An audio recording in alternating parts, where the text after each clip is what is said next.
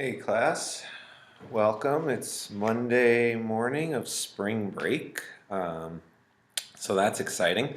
It'll be a little bit lighter of a week this week because of that. We do still have a week of material to cover. This is week 9. We're going to be covering trauma-informed care this week, and there'll be a module for you guys to read through and respond to within the module. It should be available tomorrow, which is Tuesday. There are no forums going to be assigned this week.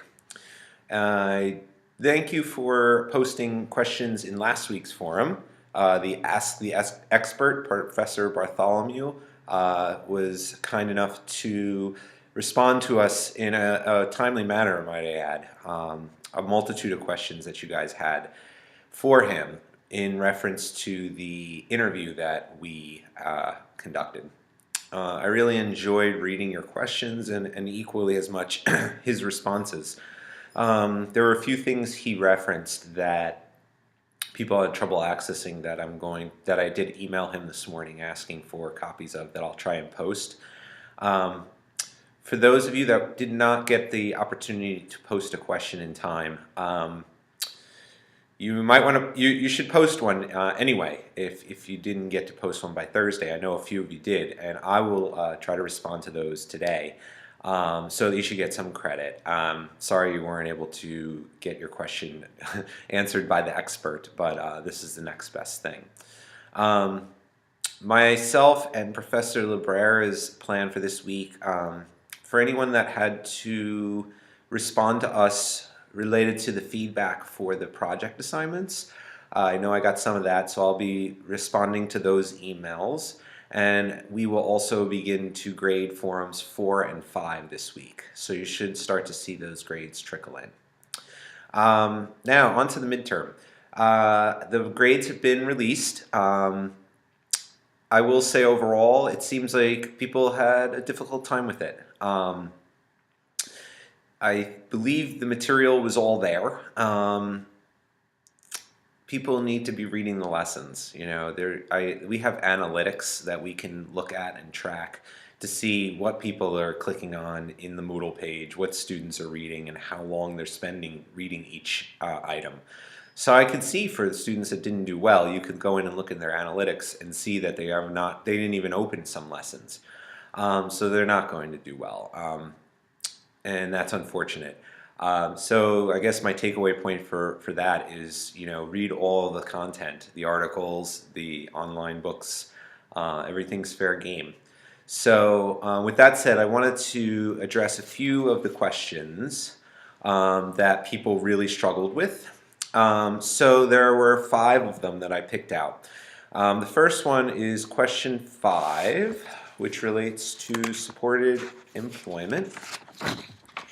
The question was, one of the critical components of an evidence-based practice in supported employment is, and this question a lot of people got wrong.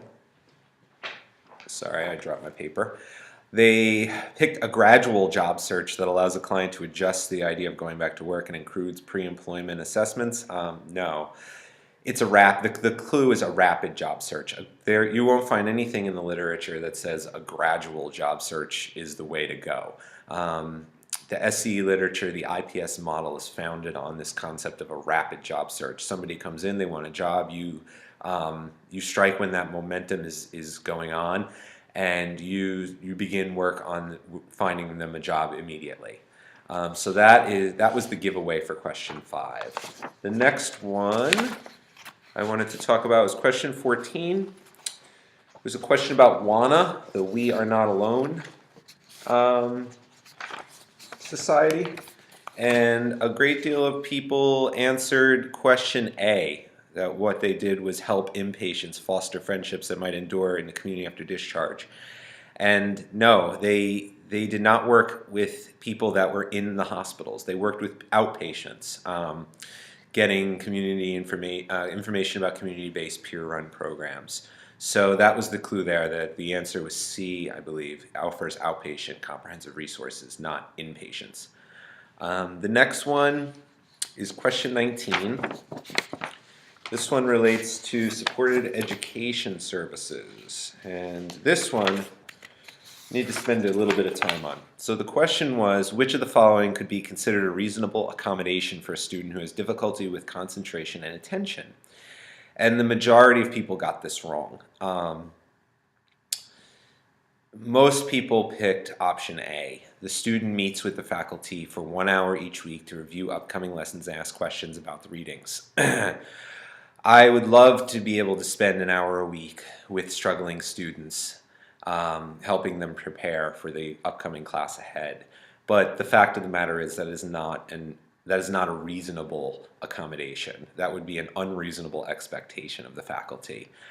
Consider that, at least in this department, out of 23 students, I have a good amount of people with accommodations. And if I was spending an hour a week with each of them that has accommodations, that would be more time than I was spending on the actual class. Just for the general class, doing the weekly responding to everything and running the class. So that would not be reasonable, unfortunately. I wish I had the time. The correct answer, which only one student got right, which is the student is provided with a desk that is in front of the classroom and a clear view of both the instructor and the screen. Due to the fact that this question, the overarching majority of people got it wrong, we threw this question out, so everybody did receive full credit for question 19. But I did want to explain why the answer is option B. That option A just isn't reasonable. So let's talk about two more. Question 22 was about family psychoeducation versus family education. So this type of intervention primarily addresses the issues associated with caregiving and is a self-help approach. A lot of people picked family psychoeducation, which is incorrect. The answer is family education. And this came from the Schmidt article, the week that we discussed family interventions. It was right on, I believe, the second page where they talk about the background, and it very clearly describes what the family education model is versus psychoeducation. And the key part of this is that it addresses issues with caregiving.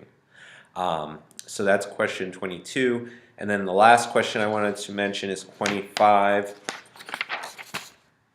Clifford Beers was most known for the foundation of a leading organization which is now called. And the key word there is now. A lot of people chose the Mental Hygiene Movement, which is what it was originally called, but it is now called Mental Health America. So those were some of the ones that people struggled more with than others. So I just wanted to give some explanation to those so that I know that if I don't, I have a bunch of people probably emailing me about them. So rather than that, I thought it would be best to respond to everybody. With the essay short answer questions, people generally did very well. I didn't see too many people struggle with them. If people didn't know the material again, it was more a case where they oftentimes, may have left the answer blank. Maybe they ran out of time. I don't know. So that is that for this week. If you guys have any questions, feel to send me an email, but you can expect things returned this week. Feedback for your projects if you sent it in over the weekend. If not, I had asked for it yesterday, but if you couldn't get to it, please send it to us as soon as possible. And then you'll start to see some of your forum grades pop up as well. And take a look at the Trauma Informed Care module for this week. Otherwise, enjoy your spring break. Take care.